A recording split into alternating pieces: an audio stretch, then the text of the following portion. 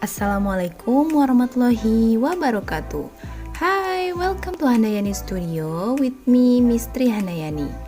In this video, we still talk about recount text, but we are going to focus on another kind of recount text.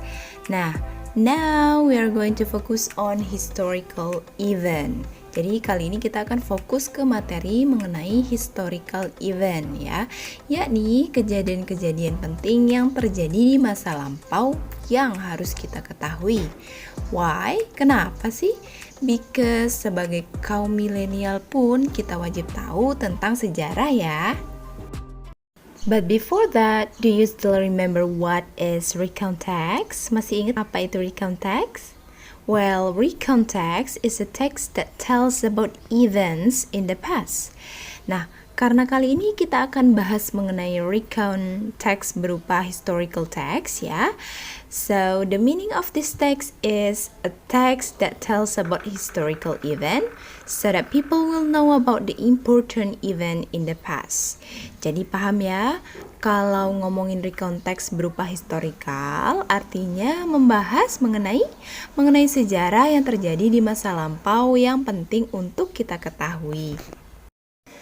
Well, now let's see the language feature of this text. Sebenarnya sangat umum ya apabila kita membahas sesuatu yang terjadi di masa lampau, itu kita menggunakan yang namanya past tense. Tapi boleh nggak sih Miss kalau kita pakai tenses yang lain? Well, of course, yes. Boleh-boleh saja dan bisa-bisa saja ya. Contohnya seperti past perfect tense, past continuous tense, dan lain-lain. Yang penting dia tensesnya past. Nah, next yang kedua ini, kalau kita mau membuat teksnya itu harus coherence ya, atau berkesinambungan begitu. Nah, berkesinambungan di sini maksudnya urut atau tidak lompat-lompat untuk setiap kejadiannya.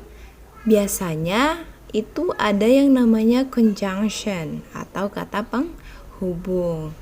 Contohnya seperti next, after that, before that, or furthermore, moreover, and etc. Nah, sekarang kita lihat yuk structure dari teks ini. Kenapa sih kita harus tahu strukturnya? Ini agar jika kita diminta menuliskan teks seperti ini, kita bisa menuliskannya dengan baik.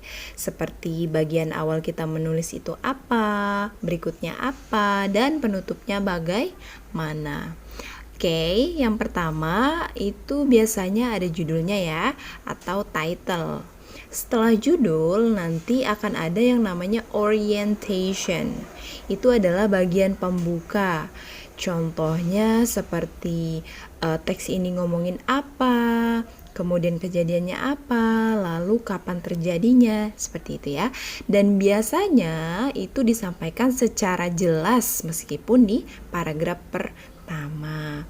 And then next, in the second paragraph is the series of event. Biasanya dalam bagian ini tuh harus yang namanya chronologically order atau berurutan. Nah, misalkan nih dimulai dari apa penyebab perangnya gitu ya, atau awalnya bagaimana, kemudian selanjutnya kejadiannya itu apa, dan berakhir bagaimana kejadiannya. Oke, lalu sekarang kita lihat bagian yang terakhir nih, ada reorientation. Biasanya dalam reorientation ini ada statement dari si penulis. Selain itu juga biasanya menyatakan apa sih efek atau dampak yang ditimbulkan dari kejadian tersebut dan lain sebagainya. Begitu. Sudah paham ya kira-kira? Jadi ketiga bagian ini adalah structure of historical text. Nah, tadi kita sudah bahas tentang what is recount and historical recount text ya. Kita juga sudah bahas what are the language features, juga sudah bahas structure of the text-nya. Now, sekarang kita lihat yuk seperti apa sih contohnya serta penerapan structure dalam teks tersebut. Oke, kalau kita lihat dari contoh berikut ini ya, setiap paragraf itu memuat masing-masing structure yang berbeda. Dimulai dari orientation, kemudian series of event, dan yang terakhir ada reorientation.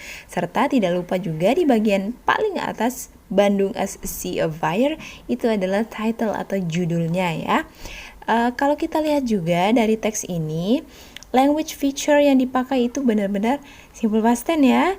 Dilihat dari beberapa kata yang mencirikan bahwa dia menggunakan simple past tense.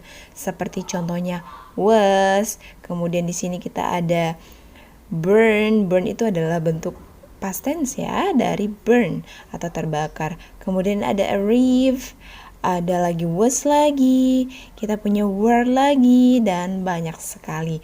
Jadi sudah dipastikan bahwa teks ini menggunakan yang namanya past tense. Sekarang silakan kalian simak dan baca mengenai teks historical berikut ini dengan seksama ya, karena cerita ini salah satu cerita yang amat sangat terkenal di Indonesia. Happy reading, you can skip this video untuk membaca teks berikut ini. Well, that's all for now. Thank you for watching this video. See you on next video. Wassalamualaikum warahmatullahi wabarakatuh. See you, bye.